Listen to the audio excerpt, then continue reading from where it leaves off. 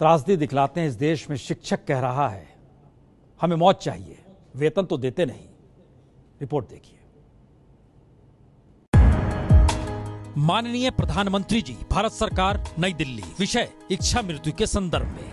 महामहिम, मैं लोक कल्याणकारी भारत सरकार के सार्वजनिक प्रतिष्ठान Hindustan copper limited ICC Kolkata के घाटशिला झारखंड यूनिट की कंपनी के अंगीभूत 1972 में स्थापित सुरदा माइंस उच्च विद्यालय में शिक्षण कार्य करता रहा हूँ।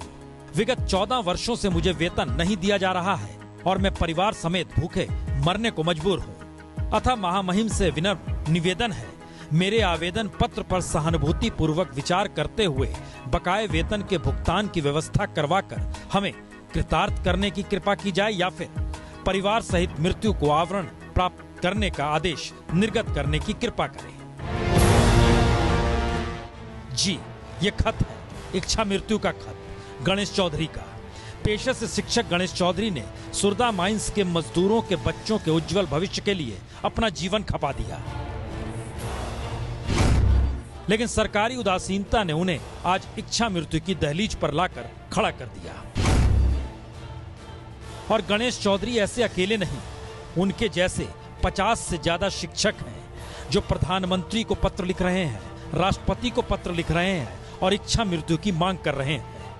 वजह वही, 14 बरस हो गए, वेतन ही नहीं मिला।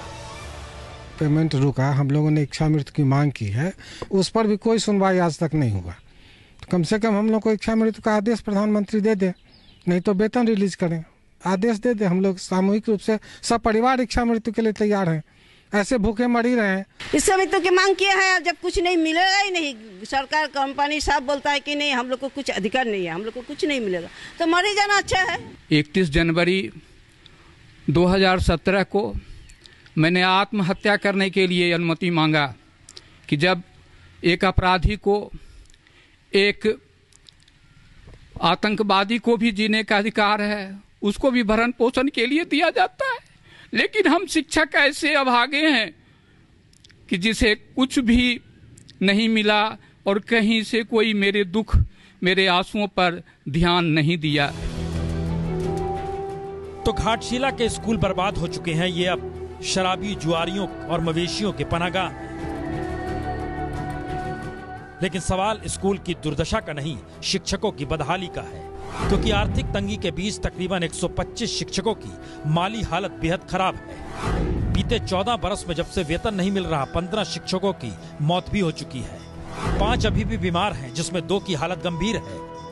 और दिल्ली से 1400 किलोमीटर दूर शिक्षकों को गरीबी बेमौत मार रही है, लेकिन सुध लेने वाला कोई नहीं। तो जरा पूरा मामला समझ लीजिए। 2 सितंबर 2002 को HCL ICC कंपनी ने खराब आर्थिक स्थिति का हवाला देते हुए सभी माइन समेत स्कूलों को बंद कर दिया था। कर्मचारियों को VRS के तहत भुगतान कर दिया गया, लेकिन शिक्षक, उन्हें 1 रुपया भी नहीं दिया गया। शिक्षक अदालत गए, वहां का दरवाजा खटखटाया, लेकिन नसीब में सिर्फ तारीख पे तारीख ही मिली। और हद ये कि HCL ICC कंपनी ने फिर से बंद पड़ी माइंस खोल दी, लेकिन स्कूल बंद पड़े हैं और शिक्षक तिल तिल मरने को मजबूर है।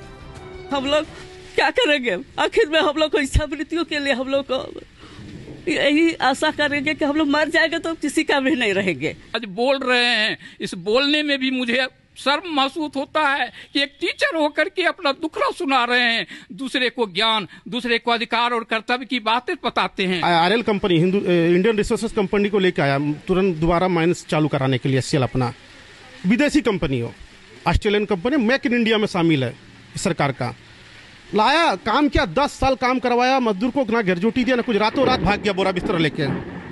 उसके लिए हम लोग आंदोलन किए, झगड़ा हुआ, मारपीट हुआ, पीएमओ कार्यालय से फोन आके हमको अरेस्टिंग कर दिया। तो सरकार मेक इन इंडिया का ढोल पीट रही है, लेकिन जो असल में इंडिया बनाते हैं वह खुद मिटने के कागार पर है। ऐसे में इच्छा मृत्यु का सवाल है, देखें क्या जवाब आता है। AVP न्यूज के लिए घाटशिला से नीरज तिवारी की रिपोर्ट।